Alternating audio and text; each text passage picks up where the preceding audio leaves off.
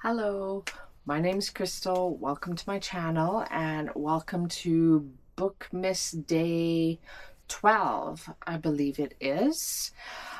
Today I have a little library haul, so let's get started.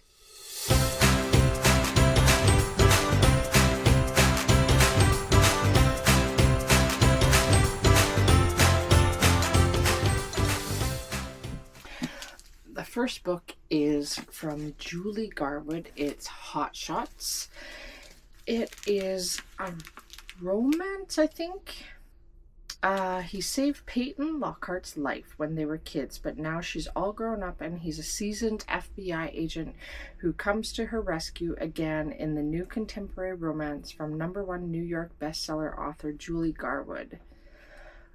Peyton and her sisters have inherited Bishop's Cove, a small, luxurious oceanfront resort, but it comes with conditions.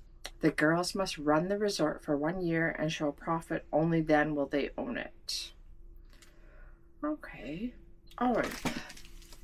I took a quick look at it and it sounds like it would be good.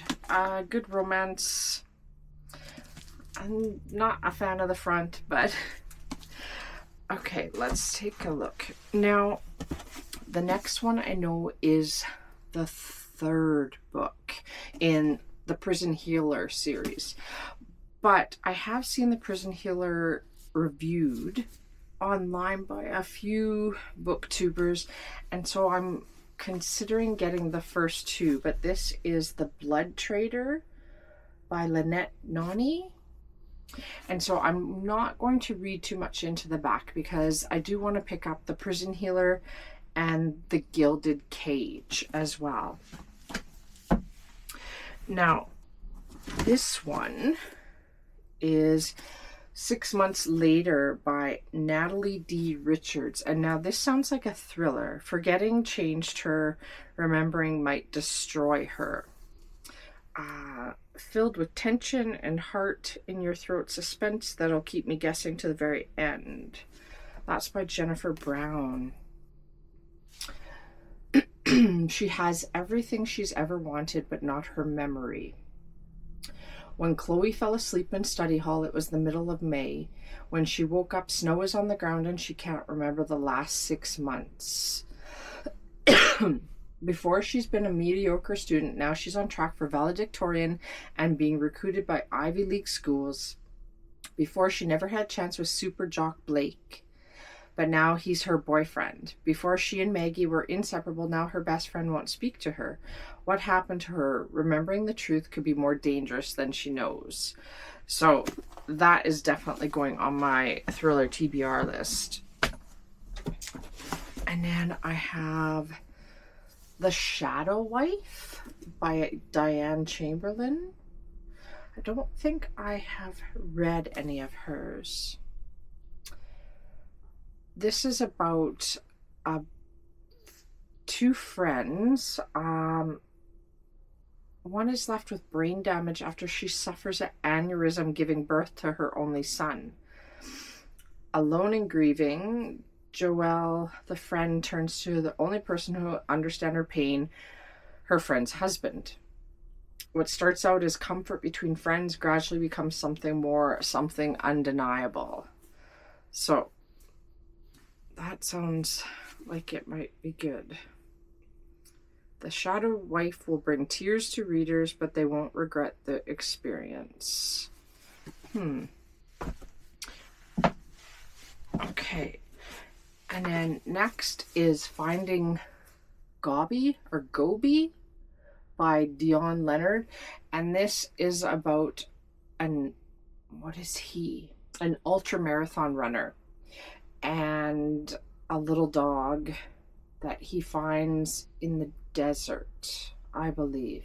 This is a memoir, so I love animals. I'm hoping that this is good.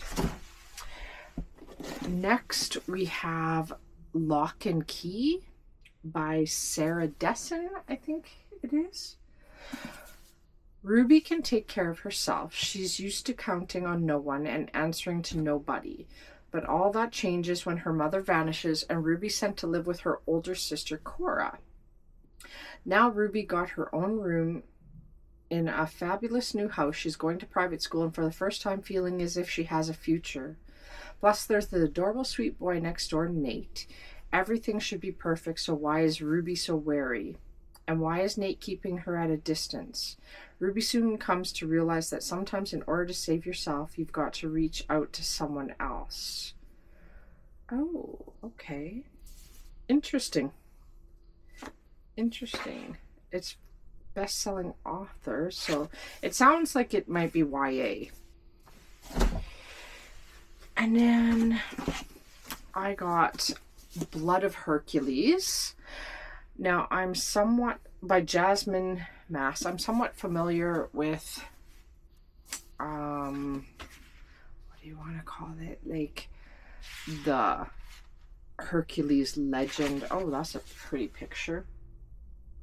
I'm just a girl, and it turns out I'm Hercules. I'm struggling to survive in a Titan-infested world where Spartans, immortals from 12 royal families who have godlike powers and obscene wealth rule over all. A shy, stammering foster child with nothing, I keep my head down, cover my scars, and focus on excelling in school. At least I try to, then it happens. My blood test reveals I'm part of the powerful elite. I'm one of them, a Spartan. Now, I have heard things about this on Book Talk. I don't know how I'll feel about it, but I am willing to look into it. I'm loving some fantasy romance, and so yeah, it'll be good. All right, the next is Leaving Time. Oh, and it includes a novella larger than life. Okay, by Jodi Picoult.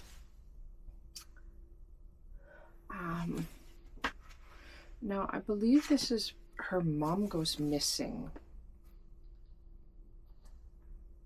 Yeah, for more than a decade, Jenna Metcalf has never stopped thinking about her mother Alice, who mysteriously disappeared in the wake of a tragic accident when Jenna was only 3 years old.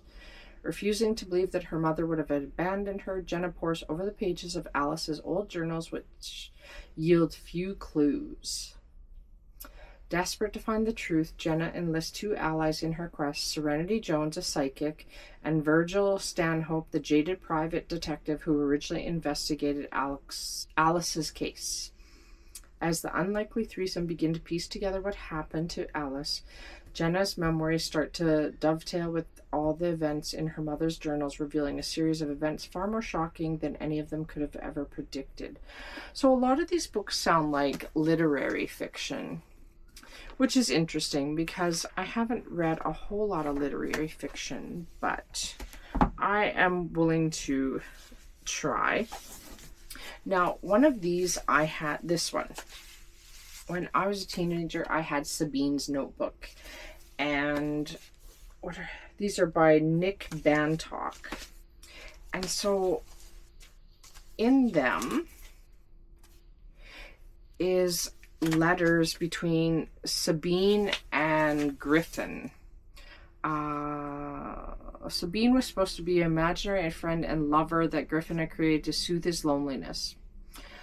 But she becomes embodied to appear on his doorstep. Okay, so there's like a whole bunch of letters in here that are between them. And so I have this one, and then I have Griffin and Sabine, and then I have Morning Star. And if you can hear banging outside, I'm really sorry about it. They're working on our streets.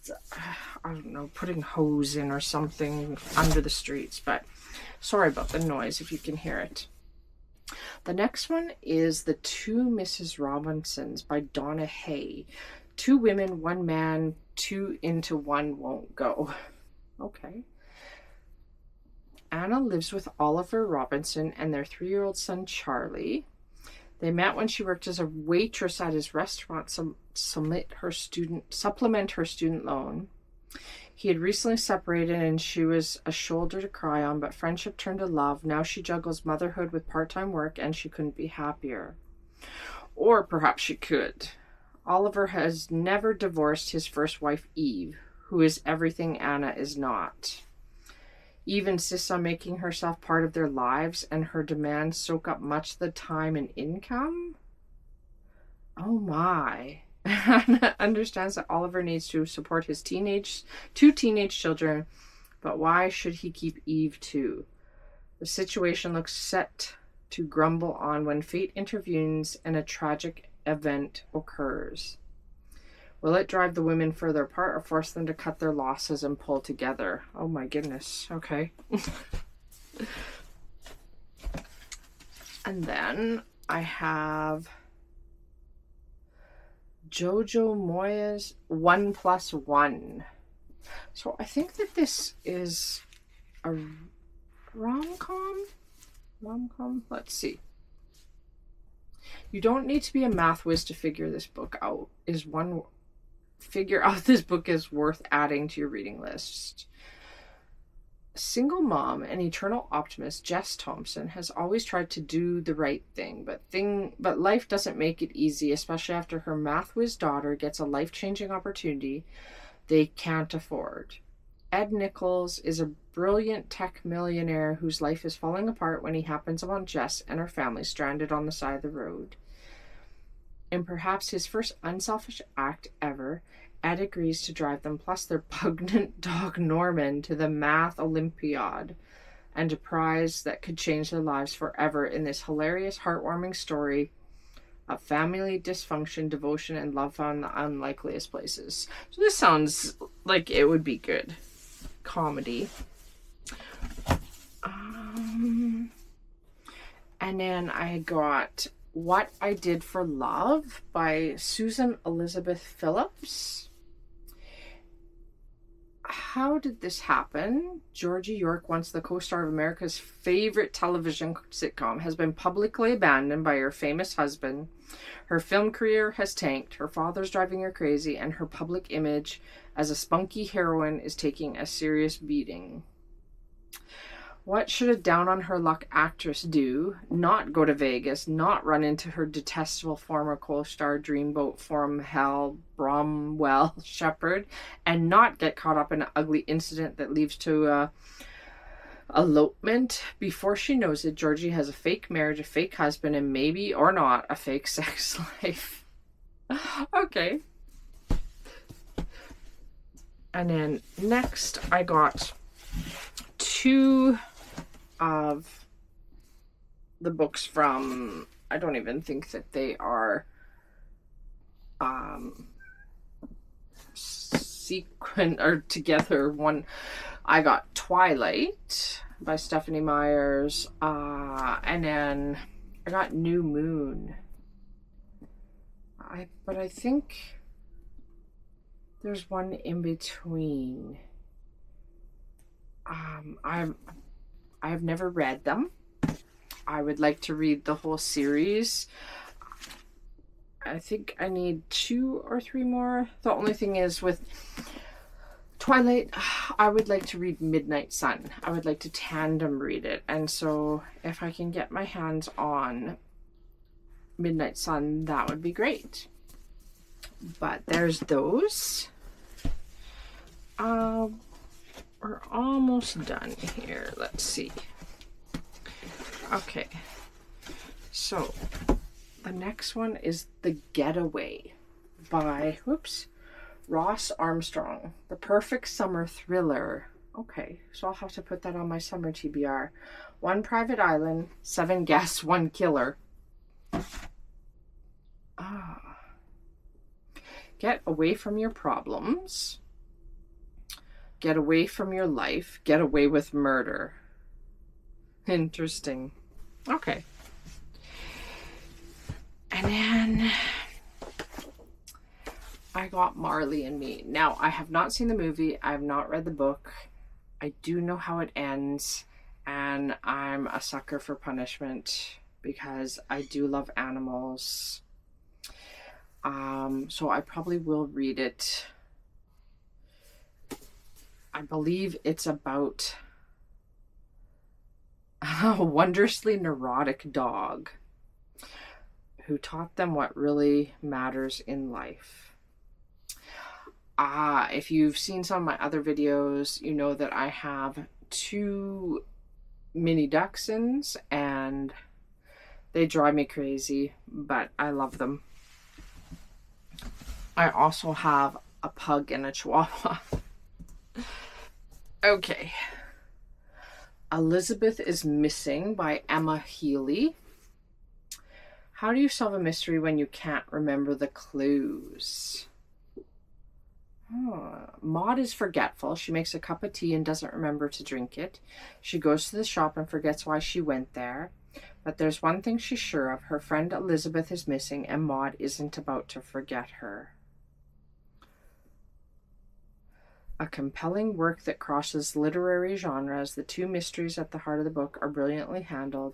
The result is bold, touching, and hugely memorable. Okay. All right.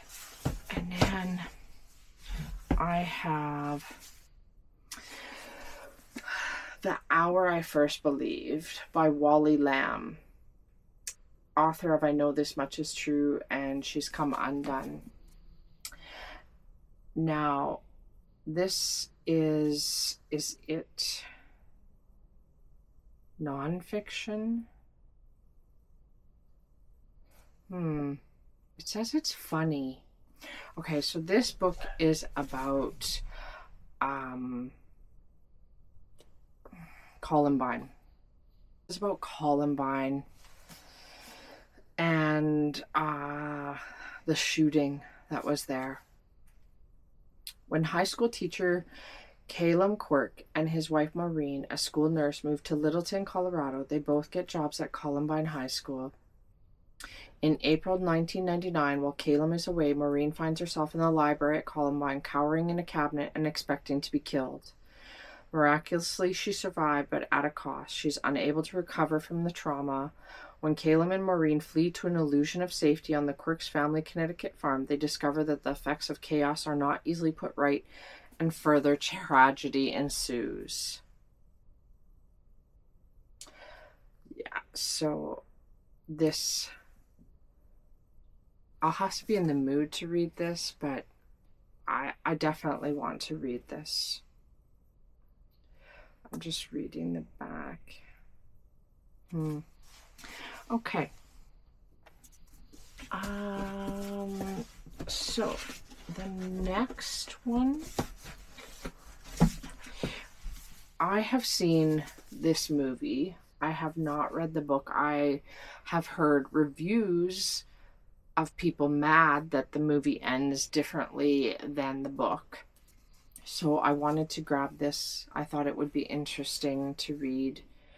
Can a parent love too much, or is too much never enough? So if you're not familiar with the movie, basically this couple, their daughter has cancer, leukemia, I believe it is.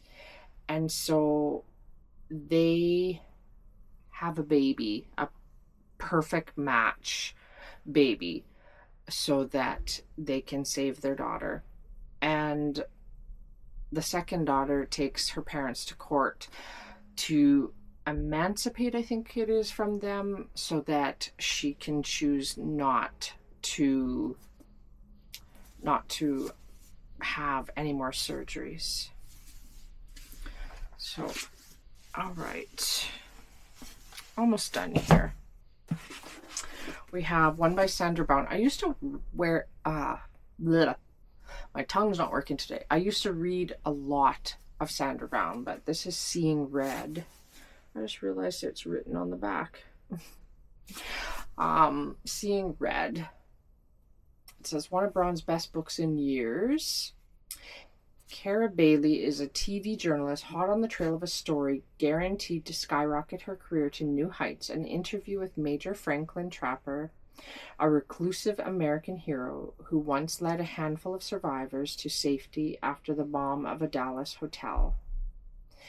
Kiara is willing to do anything to get an exclusive with the Major, even if she has to secure an introduction from his ill-mannered and volatile son, former ATF agent John Chopper. Okay. Interesting. And then I have Stormchild. Now, is this the one? Yeah. So this one is in a series. Stormchild. This is...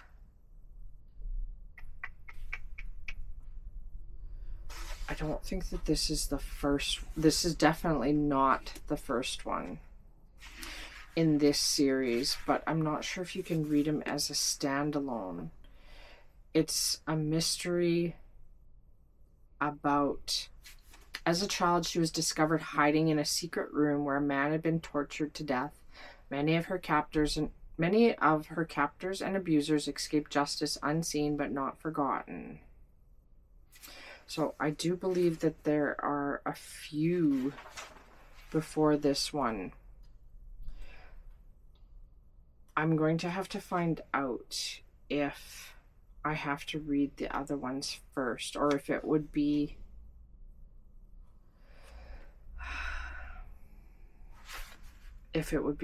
better to read the other ones first. All right, well, I will have to do that. And the last one here is Mad Honey by Jo. Okay, I think we've had another one of her books in here. Jodi Picoult and Jennifer Finney Boylan. Mad Honey. And so it is a soul-stirring novel about what we choose to keep and what we choose to leave behind. Olivia McPhee knows what it feels like to start over. Her picture-perfect life, living in Boston, married to a brilliant cardiothoracic surgeon, raising their beautiful son Asher, was upended when her husband revealed a darker side. She never imagined she would end up back in her sleepy New Hampshire hometown, living in the house she grew up in and taking over her father's beekeeping business. Lily Campanello is familiar with do-overs too. When she and her mom relocate to Adams, New Hampshire for her final year of high school, they both hope it'll be a fresh start. And for just a short while, their new beginnings are exactly what Olivia and Lily need. Their paths cross when Asher falls for the new girl in school, and Lily can't help but fall for him too. With Ash, she feels happy for the first time, yet she wonders if she can trust him completely. Then one day, Olivia receives a phone call. Lily is dead, and Asher's being questioned by the police. So I look forward to reading this one. I thought it sounded really good. It is part of the Good Morning America book club. Okay. So that is all for my little library haul. I probably won't be doing any more until spring, I'm thinking, because it's not going to be fun looking at them during the winter. And I live in a small town, and so driving to the city is difficult sometimes on the bad roads. But thank you very much for joining me. If you enjoy my content, like and subscribe, and let me know if you want to read any of these. Take care. Bye-bye.